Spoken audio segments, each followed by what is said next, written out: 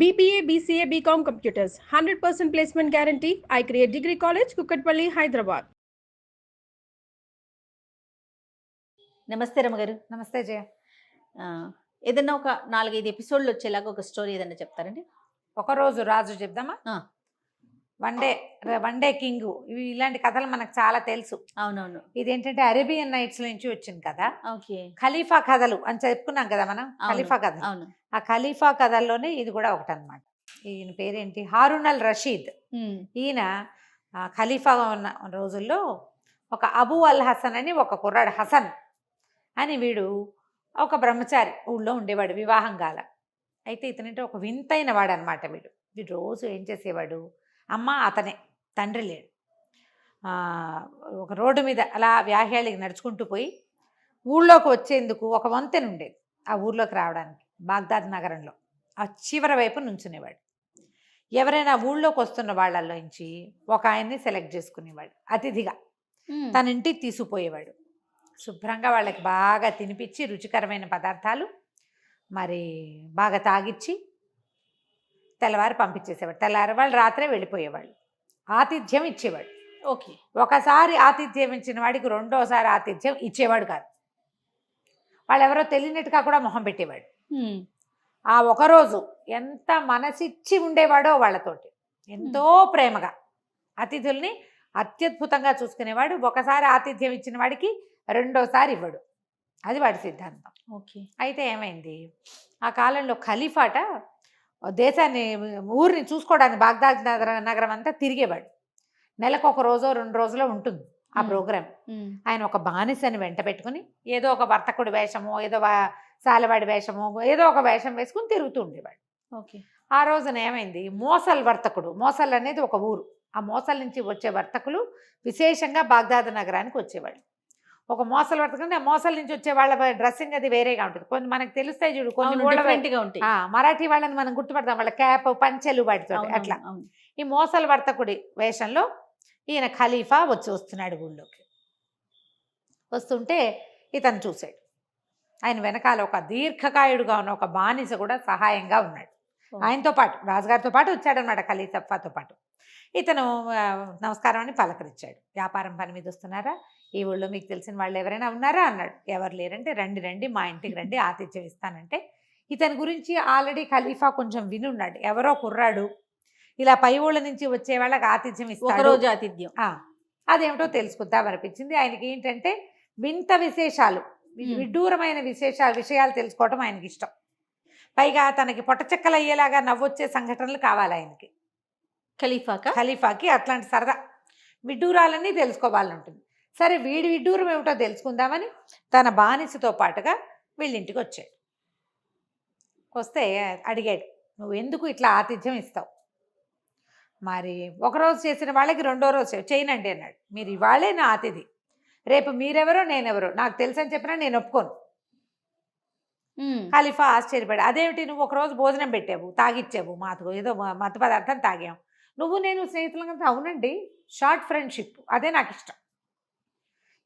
ఎందుకు చెప్పు అని ఖలీఫా చాలా అతన్ని బలవంతం చేశాడు. చేస్తే ఏం చెప్పాడంటే, మా నాన్న చాలా సంపాదించాడండి, మనం ఈ పుట్టిన ముందుకు ప్రతిరోజు ఒక అతిథికి భోజనం పెట్టాలి, అది మా నియమం. ప్రతిరోజు ఎవరో ఒకళ్ళకి. నాకు బోళ్ళంత మంది స్నేహితులు ఉండేవాళ్ళు. అయితే మా నాన్న చాలా ఆస్తి ఇచ్చి మరణించాడు, నేను ఒక్కడనే పిల్లాడిని. మరేమోను బోళ్ళంత ఆస్తి ఉంది కదా అని కొంత సగం ఆస్తిని నేను వస్తు రూపంలోకి మార్చేశాను. పెద్ద ఇల్లు, ఇంట్లోకి సామాన్లు అన్నీ కొన్నా, ఇల్లంతా గ్రాండ్గా అలంకరించా.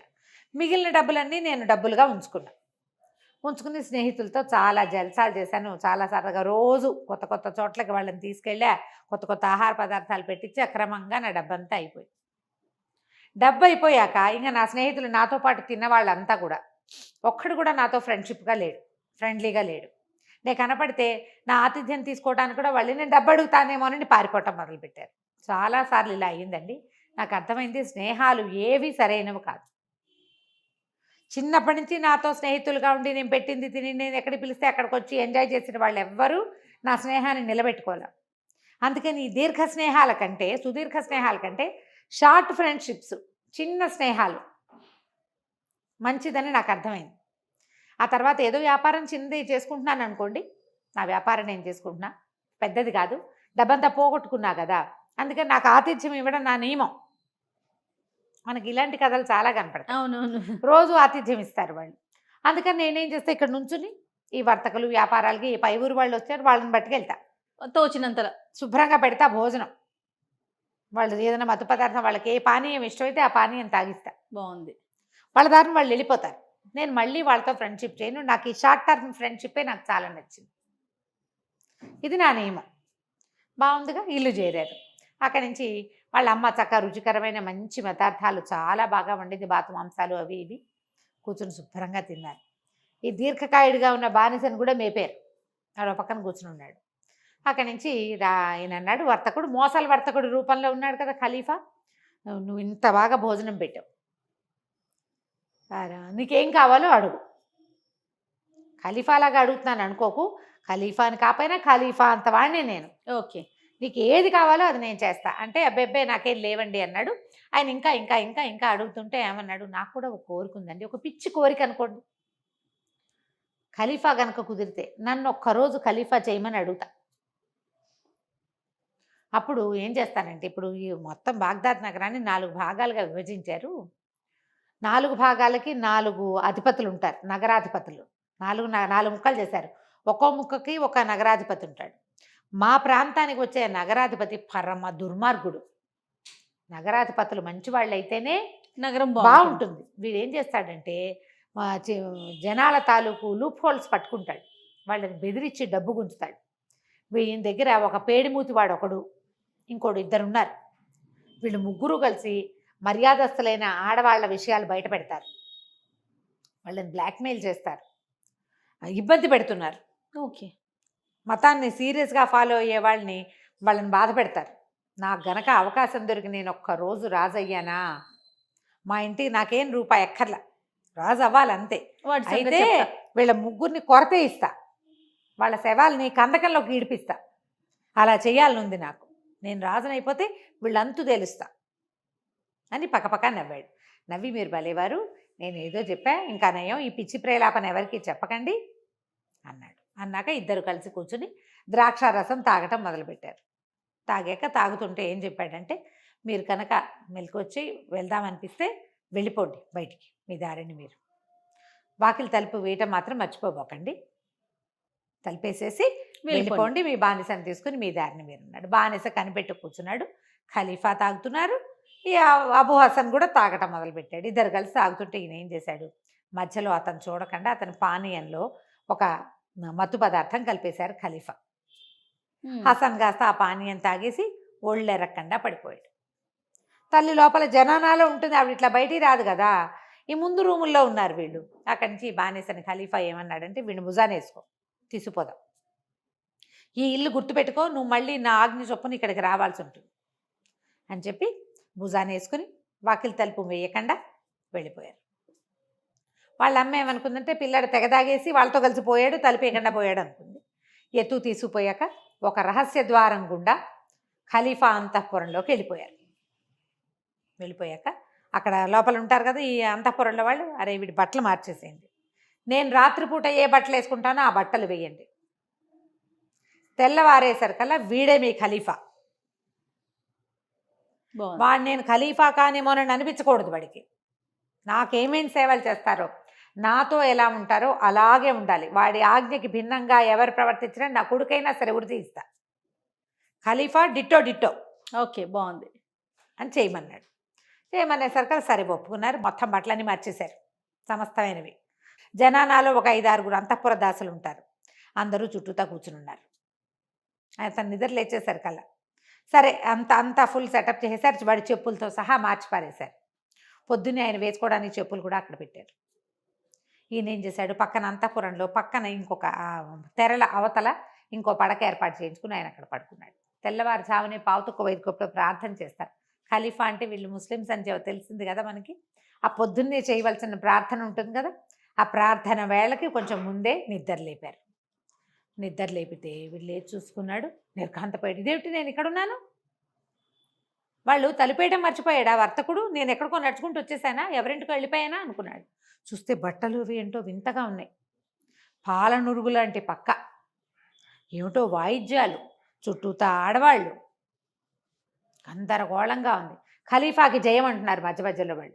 వాడు నిర్ఘాంతపడు, ఓరి నా అమ్మ కొడుకు అని చెప్పుకుంటాడనమాట.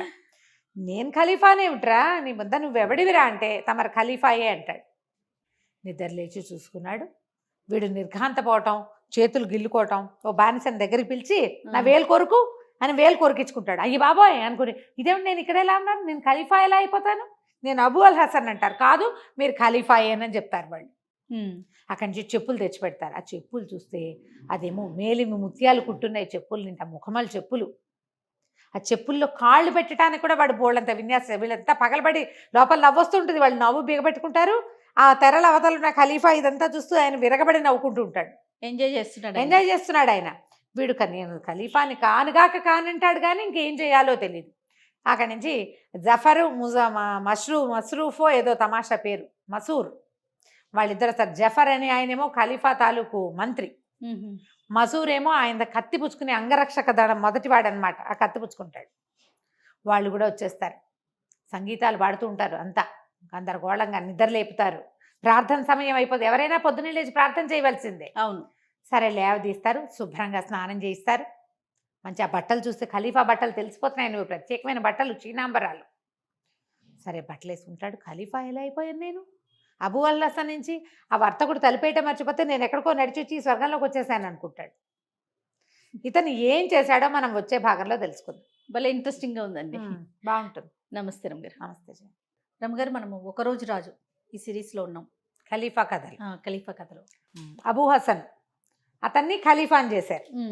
సరే స్నానం చేశాడు, ప్రార్థన చేసుకున్నాడు. అతని అనుమానాలు, అతనికి ఇదేమిటి నేను ఇలా ఎందుకున్నాను అనిపిస్తుంది, ఖలీఫానేమో అనిపిస్తుంది, నేను ఖలీఫానేమిటి అని కూడా అనుకుంటాడు. చేతి వేలు చూస్తే ఇవి నావే, కానీ బట్టలు ఖలీఫా. ఇదంతా వీళ్ళెవరో ఉన్నారు ఇక్కడ, ఏమిటో గందరగోళం. అక్కడి నుంచి ఏం చేశాడు, సరే దివానికి వేళైంది అని పిలిచారు.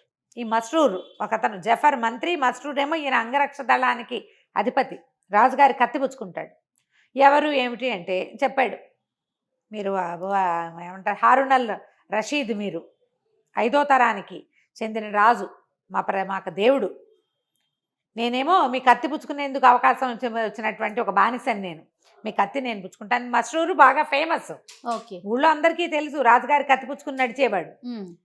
అతను తన ముందు నుంచోవటం ఏమిటనేది వీడికి ఆశ్చర్యంగానే ఉంది, కానీ ఇంకా చేయగలిగేది ఏముంది. సరే ఖలీఫానే అనుకున్నాడు. ఏవో రకరకాల పదార్థాలు పెట్టారు, అన్నీ తిన్నాడు. దీవానికి వేళైందన్నారు, వెళ్ళాలి. తీసుకుపోయారు. తీసుకెళ్తే ముందు కత్తి పుచ్చుకుంటూ మస్రూర్ నడుస్తున్నాడు. అంతా బానిసలు జెండాలు పుచ్చుకున్నారు. ఖలీఫా జిందాబాద్ అంటున్నారు. హారూన్ అల్ రషీద్ ఖలీఫా జిందాబాద్ ఇలాంటివి వినిపిస్తున్నాయి. ఏదో ఎక్కడ నడుస్తున్నాడో మబ్బుల్లో తేలుకుంటూ పోయాడు. ఆ పైన ఎక్కి కూర్చున్నాడు. ఆ కత్తిని ఇట్లా ఒక ధర్మదండం లాంటిది ఏదో పెట్టారు. అదేంటంటే తీర్పులు చెప్పే సమయం అనమాట. ఓ దండం అతని కాళ్ళ మీద పెట్టారు, కూర్చుని ఉన్నాడు. సరే వాళ్ళు ఒక్కొక్కళ్ళు అవి ఇవి చదవటం మొదలెట్టారు. ఫర్మాన్ అంటే కొత్త ఫర్మానాలు జారీ చేయాలి, ఆల్రెడీ ఏదైనా జరిగిన దాని మీద శిక్షలు వేయాలి. ఖలీఫా గారు వెనకాలే ఉన్నాడు పరదాల చాటు నుండి. వీడు చెప్పే తీర్పులు అవి చూసి ఆశ్చర్యపడి, వీడు చాలా తెలివైన వాడు, వాడు తెలివి తక్కువ వాడు, పిచ్చి నిర్ణయాలు కాదు. ఈ రోజున ఇతనే ఖలీఫా. ప్రజలకి అందరికీ ఇతని మొహం స్పష్టంగా కనపడదు. ఒక పెద్ద అంగరఖ వేస్తారు, ఒక నెత్తి మీద ఒక క్యాప్ పెడతారు, దాని మీద ఒక కుర్చీ ఇట్లా వేళ్లాడుతుంటుంది. మొహం బాగా తెలీదు.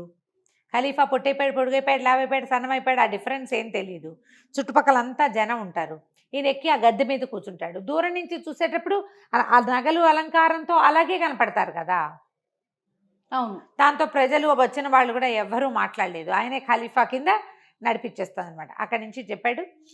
అహ్మద్ అని ఒకడిని పిలిచాడు. అతను ఎవరంటే ఈ మన నగర రక్షక దళం దాని హెడ్. నేను వెళ్ళి మన నగరంలో, బాగ్దాద్ నగరంలో ఫలానా పేటలో ఫలానా వీధిలో ఫలానా ఒకడు ఉంటాడు, వాడితో పాటు 2 ఉంటారు. ఒక బట్టతలవాడు, ఒక పేడు మూతివాడు, ఇవే పేర్లు ఉంటాయి ఆ పుస్తకంలో.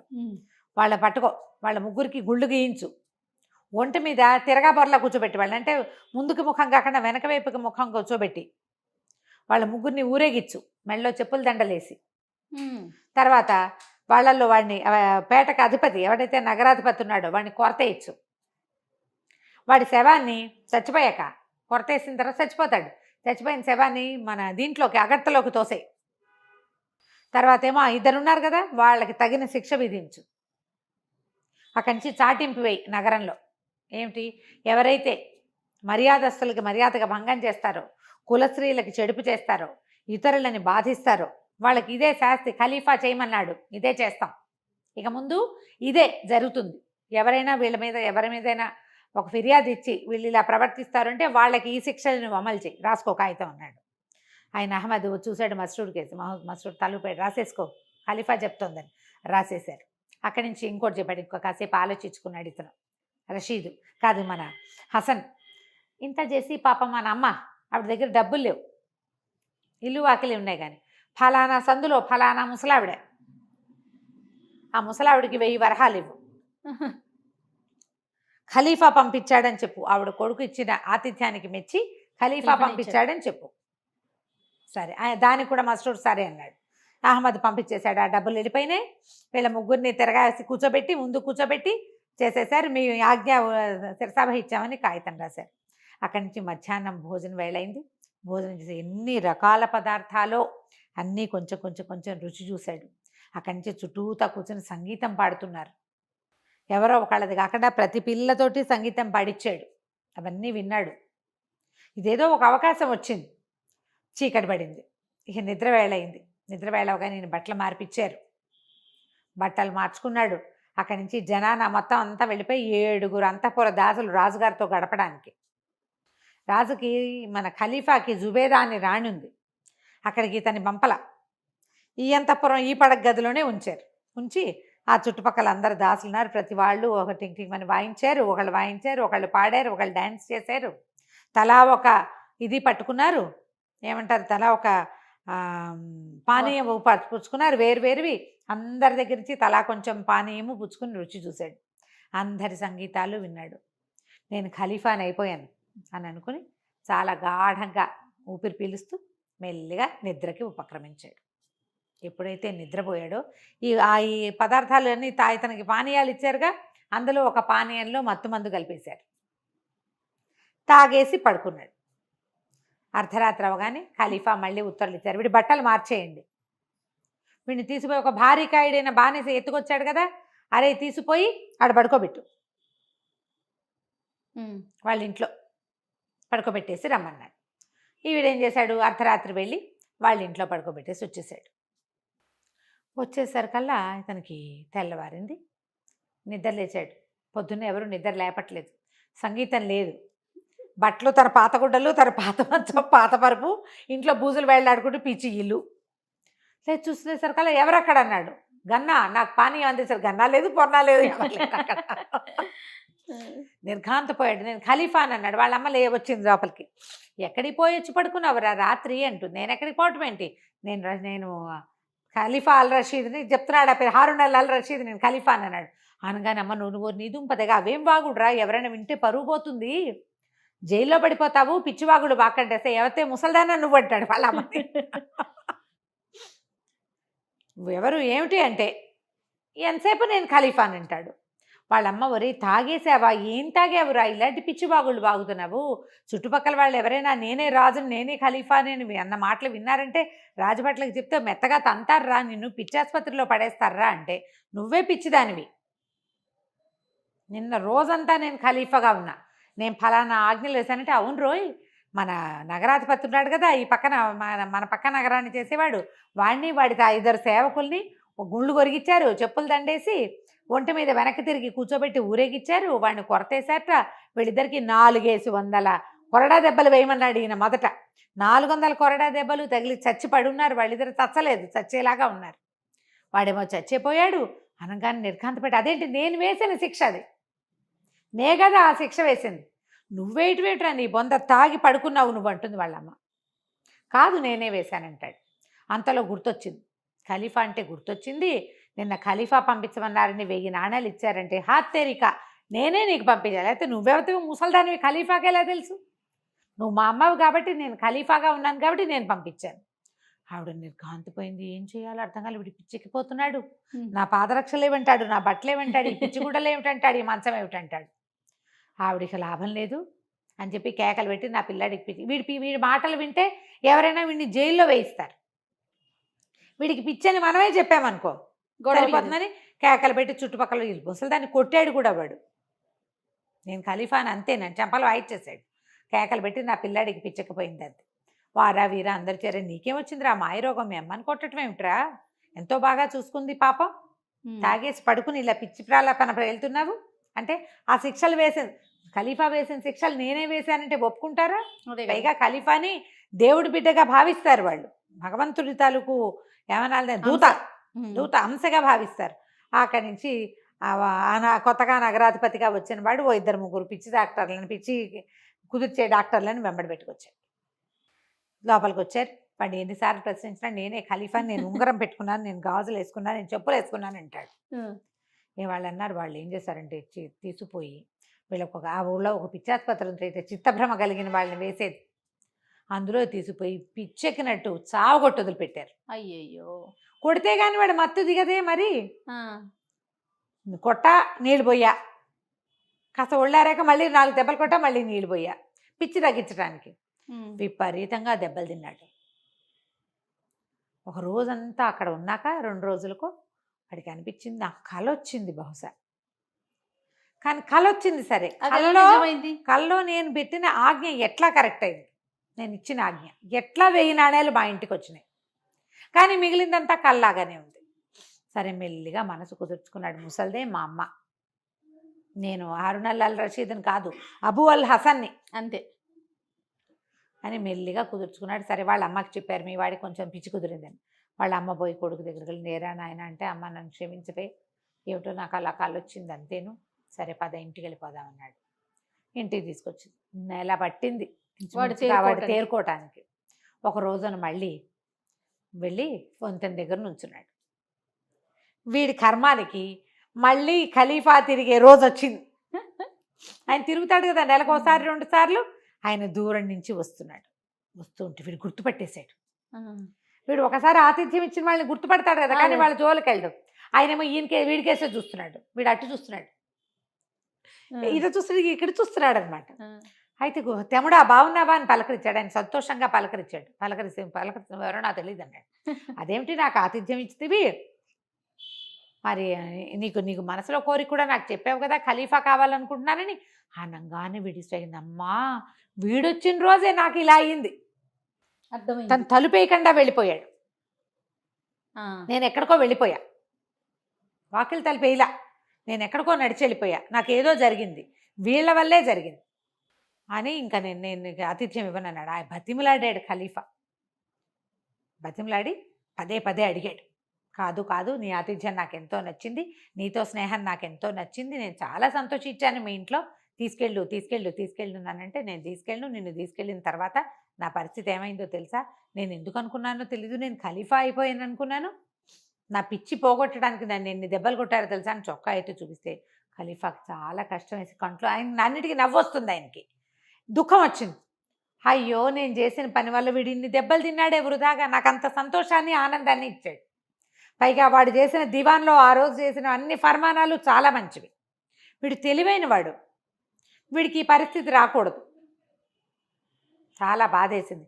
బతిమిలాడాడు, నన్ను తీసుకెళ్ళవా మీ ఇంటికి తీసుకెళ్ళవా అని బతిమిలాడితే తన అలవాటుకి భిన్నంగా తన వ్రతాన్ని వదిలిపెట్టుకుని ఆ మోసల వర్తకుడి వేషంలో ఉన్న ఖలీఫాని మళ్ళీ తన ఇంటికి తీసుకుపోయాడు. ఇంటికి తీసుకెళ్ళాడు. వాళ్ళమ్మ రుచికరమైన పదార్థాలు చేసి పెట్టింది, మళ్ళీ చక్కగా తిన్నారు. ఈయన మళ్ళీ ద్రాక్షారసంలో మత్తుమందు కలిపేశాడు. కలిపేసేసి వాడికి ఇచ్చేసాడు. తాగేసి పడిపోయాడు. మళ్ళీ హసన్ పడిపోగానే ఈయన బానిసని వీడిని ఎత్తుకుని పదరా వెళ్దామన్నాడు. వాడిని తీసుకుపోయారు. తీసుకుని వెళ్ళారు.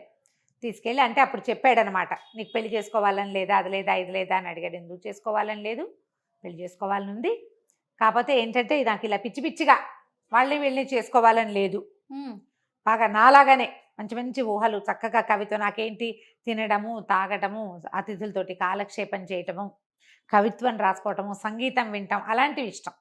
అలాంటి టేస్ట్ ఉన్న వాళ్ళనైతేనే చేసుకుంటా. ఏదో ఇళ్లలో ఉండి ఎంతసేపు ఏడ్చి గందరగోళం చేసి అది కావాలి ఇది కావాలి పీడిచ్చేవాళ్ళు, వాళ్ళతో నాకు కుదరదంటాడు.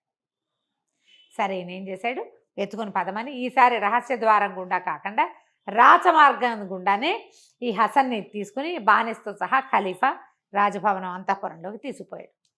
పడుకోబెట్టారు, బట్టలు మార్చేశారు. మళ్ళీ తెల్లారగానే గుంపంతా తయారు. ఈసారి జఫర్ కూడా వచ్చేసాడు, మంత్రి గారు కూడా. అందరూ వచ్చారు. ప్రార్థనకు వేళైంది, నిద్ర లేవండి అని. ఈయన పక్కన ఇంకొక గదిలో పడుకున్నాడు. వీడు లేవగానే వచ్చింది మళ్ళీ కల, వాడు అనుకుంటున్నాడు అనమాట. మళ్ళా వచ్చింది, ఒరే హసన్, మీ అమ్మ కొడక, నువ్వు రాజు కాదురా, నీకు మళ్ళీ కల వచ్చిందిరా, ఈసారి ఏం తన్నులు తినబోతావో నువ్వు. వాడికి వెంటనే తట్టిందనమాట, ఇది మళ్ళీ జరిగింది. కాకపోతే వాడికి ఊహ వచ్చింది. మోసల్ వర్తకుడు మొదటిసారి వచ్చినప్పుడు నేను అక్కడికి వెళ్ళా, ఇక్కడికి వచ్చా. మళ్ళీ ఆయన రెండోసారి వచ్చినప్పుడు వచ్చానంటే ఇక్కడ ఏదో ఉంది కనిపెట్టాడు, అర్థమైంది, ఊహించాడు. నేను ఈ చెప్పులు వేసుకోను, నేను ఈ బట్టలు వేసుకోను అన్నాడు. ప్రార్థనైనా చేయమన్నారు. వాళ్ళందరికీ నవ్వొచ్చింది. చుట్టూతో 7 అమ్మాయిలు ఉన్నారు కదా, ఈ 7 అమ్మాయిల్లో ఒక అమ్మాయి గన్నా, వాడికి నచ్చింది. ఓహో, ఆ గన్నా చాలా బాగుంది, చక్కగా సంగీతం పాడుతుంది, దాని మొహం దాని కళ్ళు అన్నీ నచ్చినాయి. వాళ్ళందరూ ద్రాక్షారసం పోసిచ్చారు. పొద్దున్నే ద్రాక్షరసం దాగి స్నానం చేయాలన్నమాట. ఇక్కడ ఏం జరుగుతుందని నాకు అర్థమైపోయింది అని ప్రకటించాడు. ఓకే, ప్రకటించగానే ఖలీఫాకి తెలిసిందనమాట, వీడికి అర్థమైందని. వాడు ఊహించేశాడు అని. సరే, అక్కడి నుంచి ఆయన బయటకు వచ్చి కావలించుకున్నాడు. నా వల్ల నువ్వు దెబ్బలు తిన్నావు, నిన్ను సంతోష పెట్టేందుకు ఏది కావాలంటే అది చేస్తాను నేను అన్నాడు. ఏం చేయమంటాడో మనం వచ్చే భాగంలో విందాం. భలే ఉంది రమ్మగారు. నమస్తే అండి. నమస్తే రమ్మగారు. ఒకరోజు రాజు సిరీస్ చెప్పుకున్న 2 భాగాలు అయిపోయినాయి, 2 కూడా టెలికాస్ట్ కూడా అయిపోయినాయి రమ్మగారు, పబ్లిక్ లోకి వెళ్ళిపోయినాయి. మరి నెక్స్ట్ ఎపిసోడ్ ఏంటి? సరే, హసన్ చేస్తాడు. హసన్ కి తెలిసింది కదా ఇది జరిగింది అని. ఖలీఫా కూడా ఒప్పుకున్నారు, చాలా సంతోషించారు. నీ చేష్టలు, ఆయనకి ఏంటంటే అట్లా విచిత్రంగా జరిగే వ్యవహారాలు, విడ్డూరపు విషయాల మీద ఆసక్తి. ఓకే, అందుకని చేశాడు ఈ పని. అక్కడి నుంచి ఈ హసన్ని చక్కగా స్నానం చేయించారు. ముందు రోజు ఖలీఫా వేషంలో ఎలా చేయించారో అట్లా చక్కగా స్నానాలు చేయించి మంచి మంచి బట్టలు తొడిగి బాగా చక్కగా విందులు వినోదాలతో ఉన్న ట్రీట్మెంట్ మళ్ళీ ఉంది. ఈసారి ఖలీఫాగా లేదు, ఖలీఫా తమ్ముడుగా మాత్రమే తీసుకున్నారు. చక్కగా ఆడి పాడారు. ఈ ఆడపిల్లలంతా డ్యాన్సులు చేశారు, గోళ్ళంతా విందు వినోదాలు కాలక్షేపం చేశారు. అయితే ఈయన ఏమన్నాడు, నీ దగ్గర డబ్బులు లేవు, నువ్వేం చేస్తావు, విందు వినోదాల్లో కాలక్షేపం చేసి రోజుకొక అతిథికి ఆతిథ్యం ఇస్తావు, నెలకి 10,000 దినారాలు నీకు వచ్చేలాగా ఏర్పాటు చేస్తా. అబ్బా సూపర్, మీ ఇంటికి డబ్బులు వచ్చేస్తాయి, నువ్వు రోజు వచ్చి నన్ను ఆనందింపచేయి, కబుర్లు చెప్పు నాతోటి, ఓకే, నీ ఆతిథ్యాలు వ్యవహారాలు నువ్వు చేసుకో అని చెప్పాడు. చెప్పి దాంతో పాటు ఏం చేశాడంటే, ఆవిడ అంతఃపురంలో కూడా తిరగచ్చు. రాణి జుబేదా ఆవిడ పేరు, మహారాణి పేరు. ఆ జుబేదా మందిరంలో కూడా ఈ హసను యథేచ్ఛగా లోపలికి వెళ్ళిపోయేవాడు. ఓకే, శుభ్రంగా అన్ని చోట్లకి తిరిగేవాడు, వాళ్ళతో వీళ్ళతో కబుర్లు చెప్పుకునేవాడు, ఎవరి దగ్గర ఏదో ఒకటి సరదా కోతి వేషాలు వేసేవాడు. ఖలీఫా దగ్గర ఆయనతో పాటు సభకి దివాన్కి వెళ్ళేవాడు. ఆ రాణి దగ్గర రాణి కలిసినప్పుడు, ఖలీఫా జుబేదా కలిసినప్పుడు కూడా హాయిగా వాళ్ళ దగ్గరికి వెళ్ళిపోయి కబుర్లు చెప్పేవాడు. అసలు ఎంత స్వతంత్రంగానో ఉండేవాడు. డబ్బులు వచ్చేస్తున్నాయి, హాయిమని ఉన్నాడు. అయితే ఏమైంది, ఓసారి జుబేదా ఏమైందంటే, రాణిగారు కుర్రాడు బ్రహ్మచారి, వాడికి ఇంకా పెళ్లి కాలేదు, వాళ్ళ అమ్మ ముసలిది, వాడికి ఇంటికి ఆడదిక్కొకటి కావాలి కదా, మరి ఆలోచించి వాడికి ఒక పెళ్లి చెయ్యి అని రాజుగారికి చెప్పింది. ఈయన అన్నాడు, నమ్మును నేను ఇదివరకు మాట్లాడినప్పుడు నీకు చక్కటి పెళ్ళని చూసి పెళ్లి చేస్తానన్నాను, సరే పెళ్లి చేద్దాం అనుకుని ఏమనుకున్నారు, ఈ తమ దగ్గర బోళ్ళంతమంది బానిసలు ఉంటారు. ఈ బానిసలు అంటే వీళ్ళు పనిచేసేవాళ్ళు అని కాదు, వీళ్ళు కొంటారు. ఓకే, అప్పట్లో ఏమిటో ఈ కథల్లో అన్ని బానిసలు కొనడాలు కథలు బాగా కనపడతాయి. ఆడబానిసలు పనులు చేసే బానిసలు ఉంటారు, సహాయంగా ఊరికే పక్కన ఉండేవాళ్ళు, తోడు ఉండేవాళ్ళు, వాళ్ళ వెనకాల పడి ఉండటం అనమాట. వీళ్ళు పెళ్ళిళ్ళు అవి కూడా చేసేస్తారు. బానిసకి పెళ్లి చేస్తే దాని మొగుడు కూడా ఇంకో రకం. వీళ్ళ దగ్గర ఉన్న సైనికులు ఎవరికైనా చేస్తే ఈ బానిసని వాడికి ఇచ్చేసి సంతోషంగా ఇచ్చేసేవాళ్ళు. ఇక అమ్మాయి వీళ్ళ దగ్గరికి రావక్కర్లేదు, దాని కాపురం అది చేసుకోవచ్చు. అట్లాంటి కథలు బోల్డ్ కనపడతాయి. ఓకే, అయితే ఈ బోల్డ్ ఎంతమంది బానిస పిల్లలు ఉన్నారు, అందరూ ఆడపిల్లలు అందమైన వాళ్ళు. వీడికి ఎవరికైనా నచ్చితే ఆ పిల్లనిచ్చి వాడికి పెళ్లి చేద్దాం అని ఆలోచించారు. ఇవి వాళ్ళ సొంత జాతుల్లో కూడా వాళ్ళు కూడా ఉంటారు ఈ బానిసలుగా. తల్లిదండ్రి పెంచలేక అమ్మేసుకున్నవి, పిల్లల్ని ఎక్కడి నుంచైనా ఎత్తుకొచ్చేసి అమ్మేసేవాళ్ళు, అలాంటివి కనిపిస్తాయి. ఓకే, ఈ కథల్లో చాలా ఉంటాయి. మా నాన్నకి 14 మంది పిల్లలు, అందులో మమ్మల్ని 5గురు నమ్మేశాడు, అలాంటి కథలు కూడా కొన్ని కనిపిస్తాయి. అందరూ ఆడపిల్లలే పుడితే వాళ్ళ నాన్న 5గురు నమ్మేశాడు, 5గురిని పెళ్లి చేశాడు, ఓ 2 దగ్గర ఉంచుకున్నాడు, అలాంటి కథలు చెప్తారనమాట. అయితే ఏమైంది, సరే ఇతను వచ్చేసరికి హసన్ వచ్చేసరికి మొత్తం ఒక నాట్యం గ్రూప్ ఒకటి ఏర్పరిచారు. ఏర్పరిస్తే అంతా కూర్చుని కబుర్లు చెప్పుకుంటుంటే అడిగాడు రాజు, ఖలీఫా అడిగాడు అనమాట, ఏరా అబ్బాయి పెళ్లి చేసుకుంటావా నువ్వంటే, ఎందుకు చేసుకోనండి పెళ్లి చేసుకుంటాను అన్నాడు. ఎట్లాంటి పిల్ల కావాలరా నీకు? అందమైన పిల్ల కావాలంటే అది అందమైనదే కాదండి, నాకు హాయిగా తింటాం, చక్కగా రుచికరంగా చక్కటి ద్రాక్ష సవం తాగటం, విందు వినోదాలతో కాలక్షేపం చేయటం, ఆ తర్వాత అతిథి పూజ, తర్వాత కవిత్వం, చక్కగా సంగీతం విని కవిత్వాలు రాసుకుని ఒక కొత్త పాట కట్టి దానికి మ్యూజిక్ చేయించి అవంటే ఇష్టం.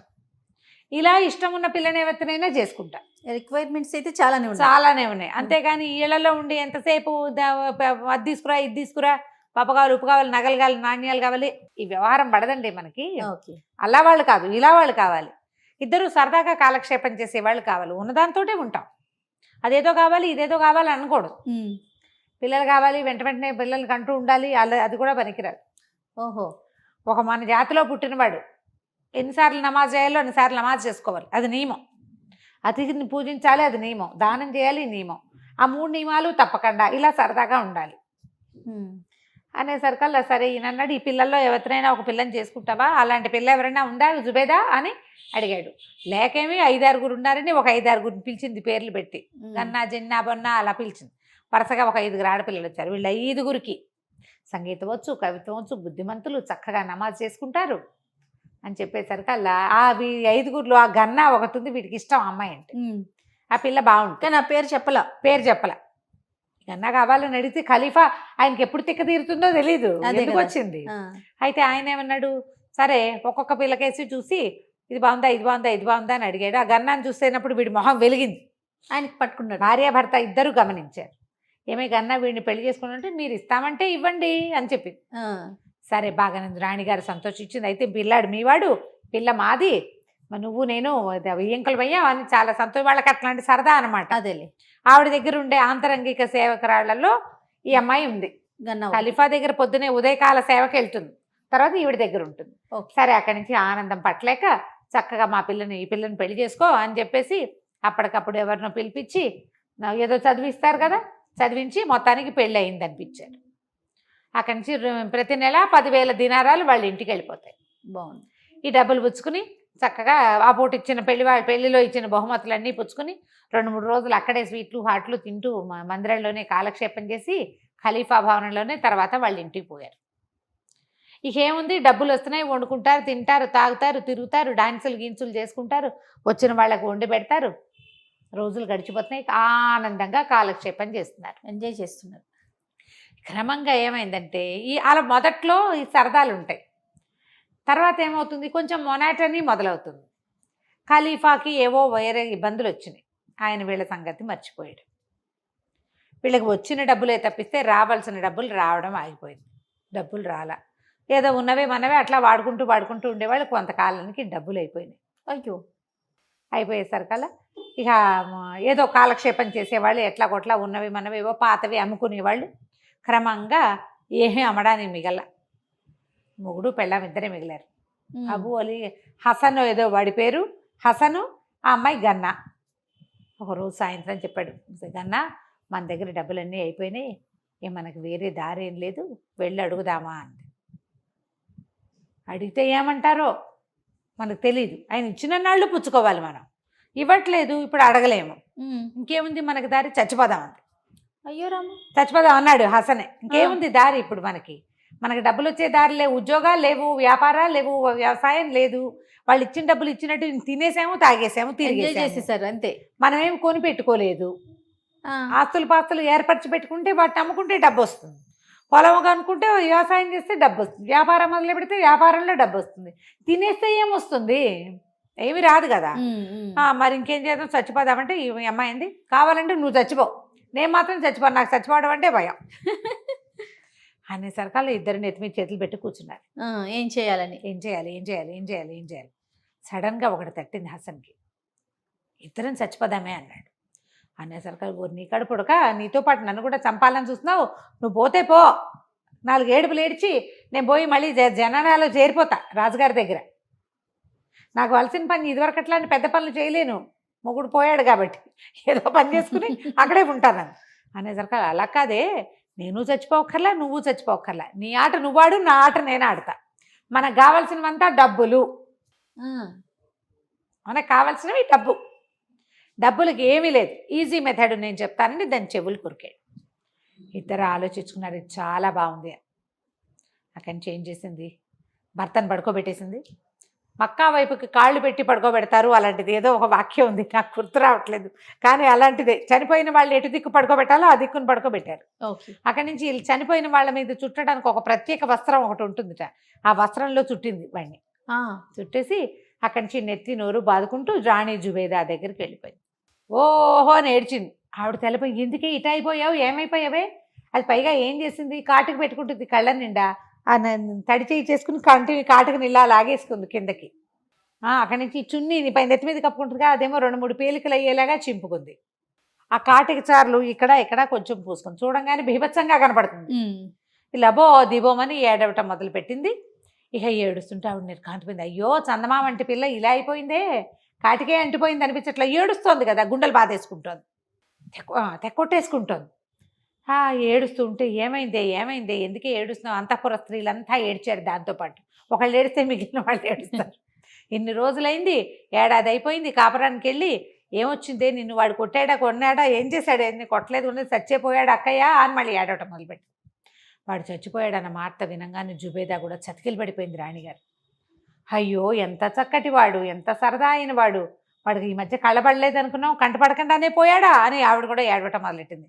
మొత్తం జనానాలో ఉన్న వాళ్ళంతా ఏడ్చారు విపరీతంగా, చచ్చేలాగా ఏడ్చి శోకాలు పెట్టి, సరే ఏం చేస్తాం, ఇట్లా అయ్యింది, వాడి దారిని చెయ్యి ఎట్టాగొట్ట ఆ చుట్టుపక్కల వాళ్ళని పిలిచి, మరేమో తర్వాత ఇది పెట్టు బతుకు, కొంతకాలం పోయాక ఏదో నేను ఇంకొక ఏర్పాటు చేస్తానులే అని చెప్పేసి ఇంత డబ్బు మూట 10,000 వరహాలు నా ఖర్చులోంచి రాయించుకురా అని ఒక దాదిని పంపించింది. వాడు దాది పోయి ఖజానాలో రాయించుకొచ్చింది. రాణిగారు 10,000 వరహాలు ఇవ్వమంటుందని. 10,000 దినారాలు అనమాట, వరహాలు అనకూడదు, బంగారం మొహరీలు. అవన్నీ సంచులో పోయిస్తే 2 మూటలు పట్టుకొచ్చింది. ఇది ఏడ్చుకుంటూ ఆ కాటికున్న మొహాన్ని ఇంకా కొంచెం బీభత్సంగా పులుకుని నెత్తి నోరు కొట్టుకుంటూ 2 మూటలు చెరో సంకన పిల్లల్ని ఎత్తుకుని ఇంటికి వెళ్ళిపోయింది. జనానాలో అందరూ, అయ్యో దుర్వార్త విన్నాం, ఈ పూట తీపేమి తినద్దు, స్వీట్లు చేయొద్దని చెప్పండి, అందరం స్నానాలు చేద్దాం, మనతో ఉండే పిల్లకి ఎంత కష్టం వచ్చింది అని కాసేపు అక్కడ ఇక్కడ కూర్చుని నిలిచి, రేపొద్దున మనకు కూడా ఇలాగే వస్తున్నామని దుఃఖించి, ఏమంటారు శ్మశాన వైరాగ్యం, ఎవరైనా చచ్చిపోయారని వినగానే మనకు వచ్చేస్తాయి ఊహలు. శ్మశాన వైరాగ్యంతో మొత్తానికి అన్ని రకాలుగా దుఃఖించారు. అది పోయింది. ఇంటికి తెచ్చి పరిగెత్తుకుంటూ లోపలికి వెళ్ళిపోయింది. ఓ హసన్ మొగడా, లేరా నాయనా, ఇదిగో వచ్చేసినాయి డబ్బులు అనగానే, దీంతో సరిపెట్టుకుంటే ఎట్లా, కొంచెం జాగ్రత్తగా వాడుకుందాం, నువ్వు ఓ పని చెయ్యి అని చెప్పి ఈసారి దాన్ని పడుకోబెట్టాడు భార్యని. పడుకోబెట్టి అక్కడి నుంచి ఏ దిక్కుకు శవాన్ని ఏ దిక్కుకు పడుకోబెట్టాలో ఆ దిక్కు వైపుకి తిప్పాడు. తన మీద అది కప్పిన బట్టని మొత్తానికి చుట్టేసేసాడు. ఈ 10,000 వరహాలు తెచ్చిందిగా 2 బ్యాగులు, అవి తీసి లోపల పెట్టి నెత్తి మీద చేతులు పెట్టుకుని ఖలీఫా దగ్గరికి బయలుదేరాడు. ఏం జరిగిందో వచ్చే భాగంలో చూద్దాం. అసలు వాడి తెలివి చూడండి, ఒకళ్ళేమో భర్త దగ్గరికి, ఒకళ్ళేమో భార్య దగ్గరికి. ఎందుకంటే వీళ్ళు ఒక ఇంట్లో ఉండరు, ఆయన మందిరం వేరు, ఆవిడ మందిరం వేరు. చెప్పుకోరా రమ్మగారు కలిసినప్పుడు? ఎప్పుడో చెప్తారు, ఆ లోపల మన పబ్బం గడిచిపోతుంది కదా, మన పబ్బం గడిచిపోతుందిగా. అంతే. ఏం చేశారో చూద్దాం. తప్పకుండా అండి. నమస్తే అండి. నమస్తే. ఒకరోజు రాజు. భలే ఉంది రమ్మగారు. గన్నా చచ్చిపోయింది, ముందు హసన్ చచ్చిపోయాడు, ఇప్పుడు గన్నా చచ్చిపోయింది. వీడు ఏం చేశాడు, భార్యని దక్షిణ దిక్కు వైపు తలకాయ పెట్టి అలా పడుకోబెట్టేసి ఆ బట్టను దానికి చుట్టేసి తీసుకెళ్ళాడు. అక్కడి నుంచి తీసుకెళ్ళాలా, ఇంట్లో ఎవరైనా వచ్చి చూస్తే చచ్చిపోయిందని సాక్ష్యానికి. ఓహోహో, సాక్ష్యం కోసం అక్కడి నుంచి వంటింటికి వెళ్ళి 2-3 ఉల్లిపాయలు ఉంటే ఉల్లిపాయలు కసకస కోసి ఆ రసం వల్ల కళ్ళలోంచి నీళ్లు గారుతుండగా జుట్టు అడ్డదిడ్డంగా పీక్కుని, మెళ్ళ ఉండాల్సిన పూసల పేరుని సగం తెంపేసుకుని, చొక్కా అడ్డదిడ్డంగా లాక్కుని, తర్వాత వాళ్ళ ఆవిడవే కాటిక మరకలు 2 జుబ్బాకి పూసుకుని నానా గందరగోళం చేసి మొత్తానికి ఆడాళ్ళు అయితే ఏడుపు కొట్టు మొహాలు కనపడతాయి, మొగాళ్ళ మొహాలు ఎలా కనపడతాయి. అవును. అక్కడి నుంచి తూలుతూ వెళ్ళిపోయాడు ఖలీఫా దగ్గరికి. ఆయన ఏదో మంచి మాట్లాడుకుంటున్నాడు, చాలా ఇంపార్టెంట్ టాపిక్. వాడు ఇలా లోపల రాగానే హసన్ రారా అని, అదేమిటి అలా ఉన్నావు అన్నాడు. అనగానే ఖలీఫా బేరమని ఏడ్చాడు. కాంతపోయాడు, ఏమైపోయింది ఏమైంది ఏమిట్రా నాయన అలా ఎందుకున్నావంటే, ఇక ఏడ్చాడు. ఖలీఫా దివాన్ మించి దిగేసేసి పరిగెత్తుకుంటూ వచ్చి వాడిని కావలించుకుని యథాశక్తి వీడు ఏం చేశాడంటే 2 ఉల్లిపాయ ముక్కలు జేబులో కూడా వేసుకొచ్చుకున్నాడు. దాని వాసన రాకుండా సెంటు కొట్టుకున్నాడు. ఆ ఉల్లిపాయని ఇలా అంటుంటే కళ్ళు మండుతున్నాయి, మరి లేకపోతే నీళ్ళు ఎలా వస్తాయి. అక్కడి నుంచి ఇక ఏడవటం మొదలుపెట్టా. గన్నావో వెళ్ళిపోయిందో, చచ్చిపోయిందో, నన్ను వదిలేసి వెళ్ళిపోయిందో, నా బతుకు ఇలాగైపోయిందో, వైద్యానికి ఎంత ఖర్చు పెట్టానో అయినా సరే దక్కలేదు, డబ్బు పోయింది, పిల్ల పోయింది, నా బతుకు ఇలా అయిపోయింది, నువ్వు నన్ను ఆదరించి ఎంతో చూసావు కానీ నా గన్నా దక్కలేదు అని విపరీతంగా ఏడ్చాడు. సభలో సగం మంది కన్నీరు కార్చారు. అమ్మో ఇంటికి వెళ్ళేసరికి నా పెళ్ళాం ఉంటుందో ఉండదో అని టెన్షన్ వచ్చినాయి జనాలకి. అక్కడి నుంచి ఖలీఫా చాలా దిగులుపడి, అయ్యో ఎంత పని జరిగిందిరా, శుభ్రమైన పిల్ల అట్ట ఎట్టా పోయింది, వైద్యానికి నువ్వు సరిగ్గా చేయలేదా, ముందే చెప్పలేదా, అయ్యో జుబేదా ఎంత బాధపడుతుందో, జుబేదాకి ఎంత ఇష్టమో గన్నా అంటే. పోనీలే నువ్వు బాధపడకు, నేను నీకు ఇంకో పిల్లనిస్తా, ముందు జరగాల్సినవి చూడు, దాని పేరుతోటి దానాలు చేయి, యథాశక్తి భోజనాలు పెట్టు మీ వాళ్ళందరికీ అని చెప్పి, అరే ఎవర్రా 10,000 దినారాలు తెచ్చి వీడికి ఇవ్వండి, వీడితో వెళ్ళండి అన్నాడు. అనేసరికి పీనిగున్న ఇంటికి చూపని వాళ్ళు ఎందుకు ఖలీఫా అని మళ్ళీ ఏడిచాడు. సరే శవ ఉంది కదా ఆ ఇంటికి పనికిరాదు అనేసరికి ఓ మూట కట్టి 10,000 దినారాలు చేతిలో పెట్టారు. 10,000 మోసుకుంటూ ఇంటికి పోయాడు. ఇద్దరు ఒకళ్ళ దినారాలు ఒకళ్ళ మీద విసురుకుని సంకలు గుద్దుకున్నారు. అమ్మయ్యా కొంతకాలం వరకు మనకి ఏ ప్రాబ్లము లేదు. సరే సాయంకాలం అయింది. జుబైదా గారు కోలుకుని సాయంత్రం ఏదో కాస్త తిన్నది. ఖలీఫా గారు ఏమనుకున్నాడు, అయ్యో గన్నా చచ్చిపోయింది, పిల్ల భార్య ఏడుస్తోందేమో, కళ్ళ నీళ్ళు పెట్టుకుంటుంది ఎంత కాదని, ఆమెను పరామర్శించొద్దు. ఆవిడ స్నేహితురాలు, ఆ పిల్లంటే ఇష్టం, అది 12 ఏళ్ల పిల్లప్పటి నుంచి మన దగ్గరే ఉంది. దాని సరదా, దాని ఆటలు, దాని పాటలు అవన్నీ గుర్తు చేసుకుంటే, ఆవిడతో కలిసి గుర్తు చేసుకుంటే బాగుంటుంది అని చెప్పి ఈయనేం చేశాడు, ఆ రోజు నిజానికి ఆయన వెళ్ళవలసిన రోజు కాదు, వీళ్ళ ప్లాన్ ఏంటంటే ఖలీఫా జుబేదా దగ్గరికి వెళ్ళని రోజే పెట్టుకున్నారు వీళ్ళు, కానీ ఆయన పరామర్శించడానికి వెళ్ళాలనుకున్నాడు. సరే వెళ్ళాడు. వెళ్ళేసరికల్లా నీకు వచ్చిన కష్టం ఇంకెవరికి రాకూడదు జుబేదా అన్నాడు.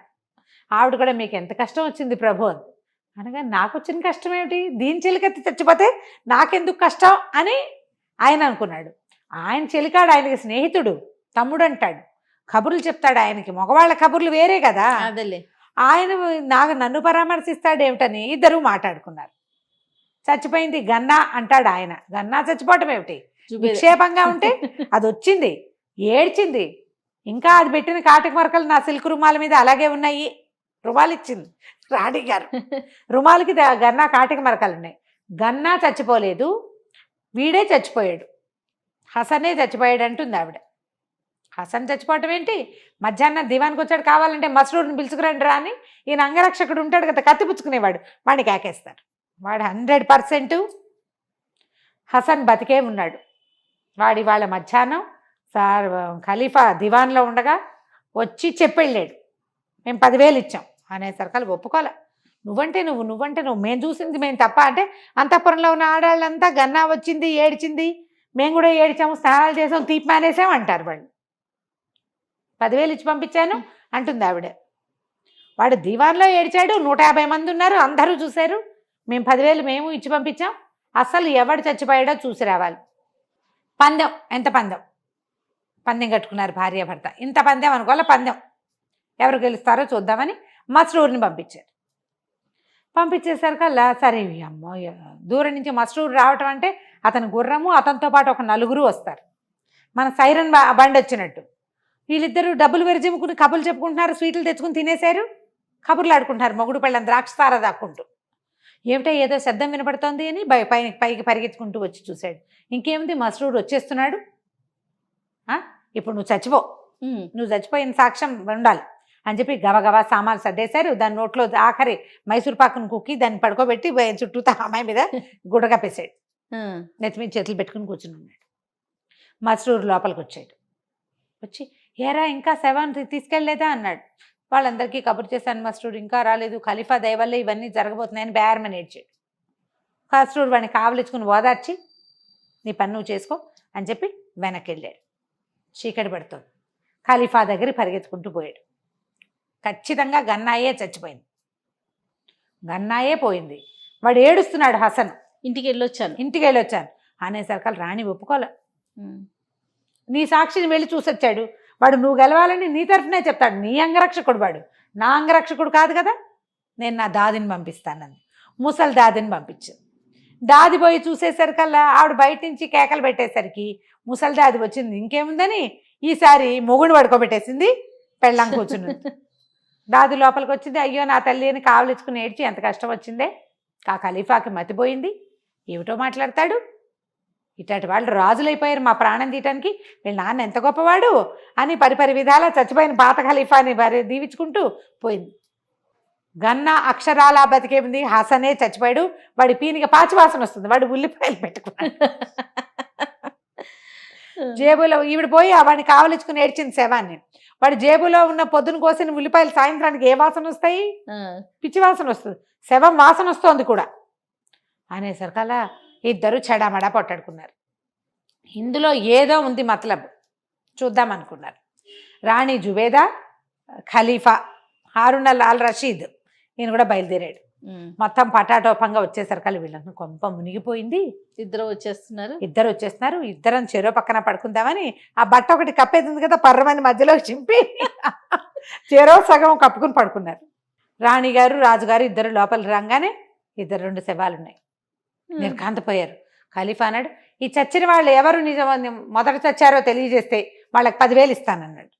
మొదట చచ్చింది ఎవరో తెలియాలి నాకు అనగానే వీళ్ళు లేచాడా టపీమని, ఆ గన్నలే నేనే ముందు చచ్చిపోయాను అనగానే వీళ్ళు లేచాడు హసను. ప్రభు 10,000 వరహాలు కాదు, ఎందున్నా తాగేస్తుంది ప్రభు దీని దాహానికి అని లేచి కూర్చున్నాడు. ఆయన ఖలీఫాకి పిచ్చి నవ్వొచ్చేసింది. ఆయనకి లోపలికి వచ్చి 2 శవాలు చూడంగానే డౌట్ వచ్చింది, వీడేదో ప్లే చేస్తున్నాడు అని పిచ్చిగా నవ్వి వచ్చేసింది అనమాట ఆయనకి. పక్క కడుపు పట్టుకుని నవ్వుతూ, ఒరే నువ్వు చస్తూ కూడా నవ్విస్తావురా, ఏం చేసావు ఏమిటి అంటే, ఇద్దరు మెల్లిగా ఇలా జరిగింది చేసాం, డబ్బుల కోసమే ఇదంతా చేసాం అంటే, మీ పరిస్థితిని నేను తెలుసుకోకుండా ఇలా పొరపాటు చేశాను, ఒక 3-4 నెలలు నీకు డబ్బు పంపకుండా అయిపోయింది, ఇక మీరు విడిగా ఉండొద్దు, గన్న అంతఃపురంలో ఉంటుంది, నువ్వు దివాన్లో ఉండు, మాతో పాటే ఉండండి, హాయిగా పిల్లల్ని కానీ సంతోషంగా ఉందరు కానీ నెల జీతాలు అక్కడే అందుతాయి, అప్పుడు రాత్రులు మీ ఇంటికి వచ్చి మీరు పడుకుందరు కానీ అని చెప్పి సంతోషంగా కావలించుకుని ఆ ఇద్దరు రాజు రాణి వస్తే ఎలా ఉంటుంది, ఆ వీధంతా పట్టపగలల్లే ఉంది రాత్రిపూట. మొత్తానికి అదేంటంటే దీనివల్లే ఇంత డబ్బు ఖర్చు అయింది, నా ఒకటి అయితే నేను ఇంకా కొన్నాళ్ళు వాడుకునేవాడిని, దీన్ని పెళ్లి చేసుకోవడంతో నాతో పాటు అది తాగేస్తుంది, అది తినేస్తుంది, అది కూడా అతిథులను పిలుచుకొచ్చేస్తుంది, అది దాని అతిథులు దానికి. మొత్తానికి అమ్మాయ అనుకున్నారు. ఆ తర్వాత ఒకరోజు రాజు ఎప్పటికీ రాజుగారి తమ్ముడుగానే ఉండిపోయాడు. కథ కంచికి మనం ఇంటికి. నమస్తే రమ్మగారు. నమస్తే.